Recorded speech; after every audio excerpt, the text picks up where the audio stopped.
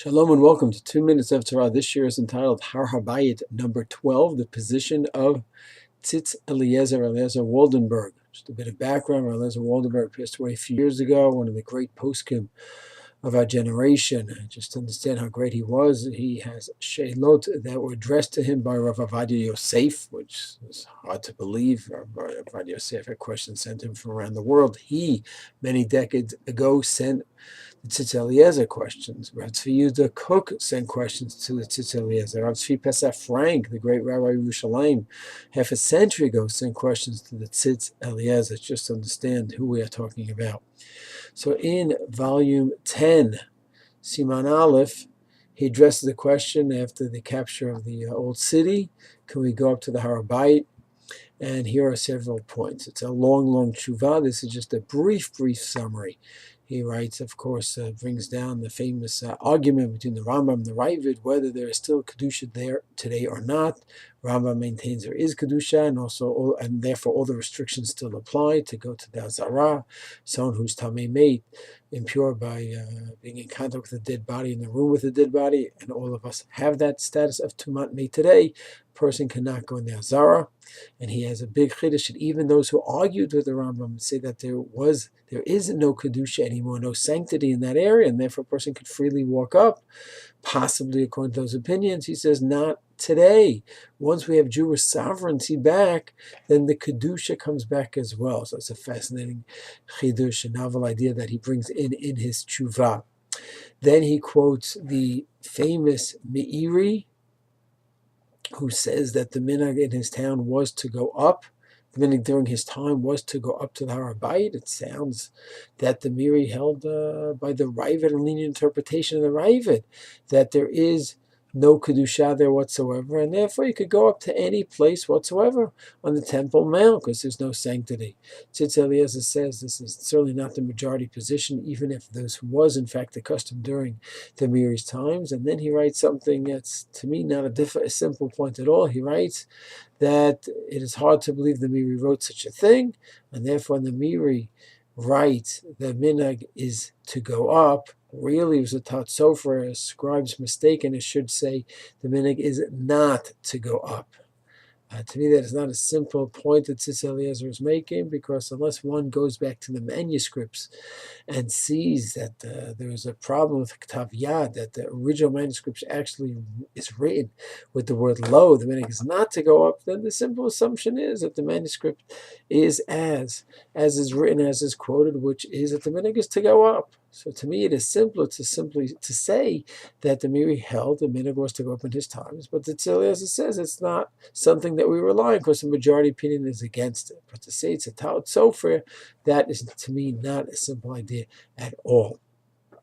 Then he quotes, Tzitz Eliezer quotes the Sefer Haredim, who quotes the Igeret HaRambam, that the Rambam himself writes that he went up and he davened on the Har Habayit. He brings down discussion about the history of that letter. Was it in fact the Rambam who wrote it? And then he says, even if it is true that the Rambam went up, the Rambam knew exactly where the areas were, where he could go, where he cannot go, and how to prepare himself for it. He says, nowadays, we simply do not know the places with all the construction and destruction that went on. And he gives us an example.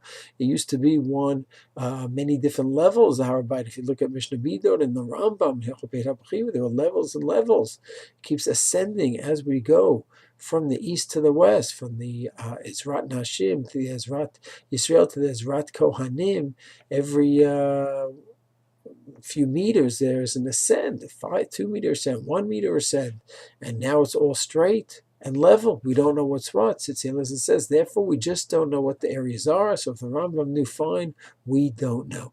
Then the Tzitz Eliezer writes that one cannot go in simply if he's a Baal Keri. He cannot go into the Har Habayit and just go to the mikveh. That's not simple, because there's some shitot that say that a Baal Keri has similarly mission. In order for him to become tahor, he would have to go to the mikveh and wait to the night, which people don't do.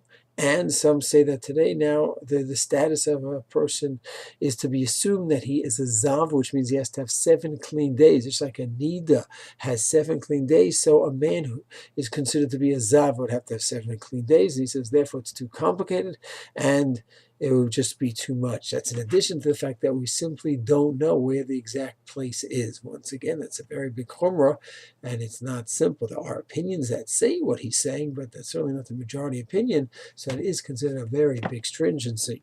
Finally, the Tzitz Eliezer writes that we cannot go up to Har Habayit because we don't know the exact place where the Holy of Holies was and is, and therefore we cannot track down where the permissible areas are. He says the only way we can know where the Holy of Holies, where it is, and the Even Hashiyah, the rock, and to say that the rock of the Even Shasiyah, where the Holy of Holies was, that's the gold, the dome of the rock, he says, that's not simple. The Radvaz may have held that way, but others argue.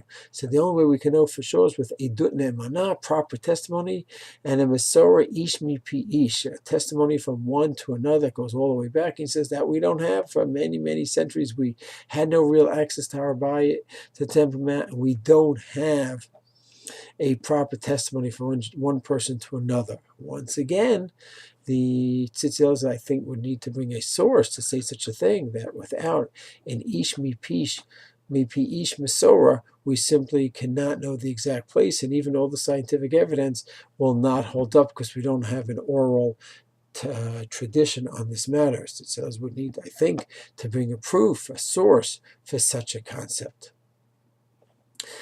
So finally, after all these points, he makes it clear we cannot go up, and we can daven at the Kotel area, but we cannot go to Har Habayit. Obviously, there is a leaning towards Chumrah. He's nervous about Karet, about the violation of Karet, and therefore his leaning, his Netziyah, is towards stringency. He clearly is not looking to see, well, why don't we learn the halachot of Tumah Tahara?